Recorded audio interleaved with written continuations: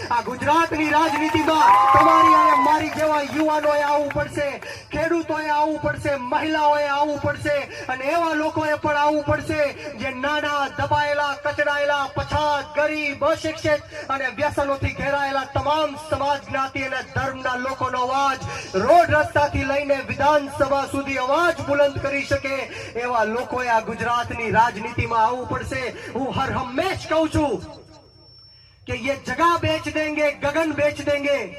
ये जमीन बेच देंगे, गगन बेच देंगे, शहीदों के सिर का कफन बेच देंगे, अगर ना जगे मेरे भारत के देशवासियों तो ये भाजपा वाले अपना हिंदुस्तान भी बेच देंगे, ये भाजपा वाले अपना हिंदुस्तान भी बेच देंगे, ये नगर बेच देंगे, निगर बेच देंगे,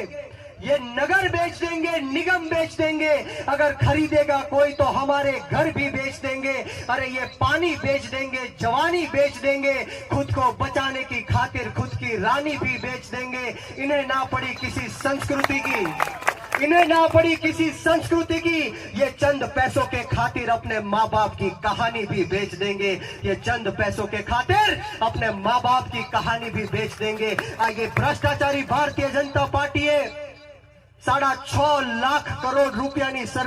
સરકારી સંપત્તિ વેચવાનું પ્રાવધાન લઈને આવી છે।